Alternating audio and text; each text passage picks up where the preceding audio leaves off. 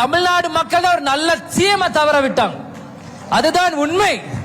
உண்மையை உறக்க சொல்லணும். இன்னும் எந்த கட்சி வேணாலும் நான் பெருசு நீ பெருசுன்னு பேசலாம். ஆனா மக்கள் எல்லாருக்குமே அவங்க உள்ளத்துல தெரியும் எந்த கட்சி பெரிய கட்சி, யார் ஒரு மிகப்பெரிய தலைவர். ஒரு மிகப்பெரிய ஆளுமையை தமிழ்நாடு இழந்திருக்குன்னா அது கேப்டன் விஜயகாந்த் தான். ஆனா அந்த ஆளுமையை இன்னைக்கு பூர்த்தி செய்ய ஒரு லேடி கேப்டன் வந்திருக்காங்கன்னா அது திருமதி பிரேமலதா விஜயகாந்த், எங்க அம்மா. இன்னைக்கு திருமதி பிரேமலதா விஜயகாந்த் அடுத்த ஜெயலலிதாவா அப்படின்னு நிறைய பேர் கேட்கறாங்க. எங்களுக்கு அடுத்த ஜெயலலிதாவா எங்களுக்கு ஆசை இல்ல. எங்களோட அம்மா முதல் பிரேமலதா விஜயகாந்தா வரணும். அதுதான் எங்களுக்கு வேணும். ஏன்னா எங்க கட்சிக்காரங்க வந்து ஜான்சி ராணி அப்படின்னு எங்க அம்மாக்கு பேர் வச்சிருக்காங்க. ஜான்சி ராணி புகைப்படம் நீங்க எல்லாம் பாத்திருக்கீங்களா? தோல்ல குழந்தைய சுமந்துட்டு குதிரையில போருக்கு போவாங்க. எதுக்கு எங்க அம்மாக்கு இந்த பேர் வச்சாங்கன்னு எனக்கு புரியல. நான் சமீபமா பார்த்து வரும்போது எனக்கு புரியுது.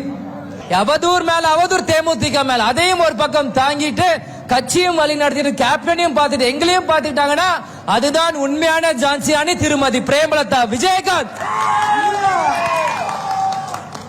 தேசிய முற்போக்கு திராவிடம் எந்த கூட்டணியோட சேருதோ அந்த கூட்டணி தான் வெற்றி பெறும். இல்ல எந்த மாற்று கருத்துமே இல்ல.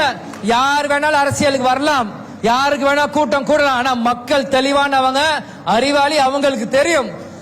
2005 கேப்டன் வந்து நான் கட்சி ஆரம்பிக்கிறேன் மாநாடு மதுரையில அப்படின்னு சொல்லி 2006 சட்டமன்றத்தில் ஒரு எம்எல்ஏ போனார்.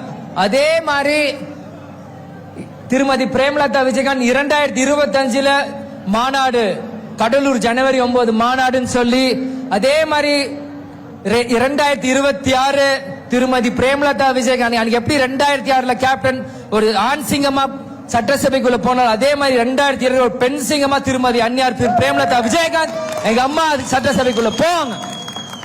அவங்களோட சேர்ந்து பல எம்எல்ஏக்களும் எல்லா ஊர்ல இருந்தும் தேமுதிக சார்பாக போவாங்க. அதுக்கு உறுதுணையா 100க்கு 200% இந்த விஜய பிரபு உழைக்க தயாரா இருக்கிறேன்.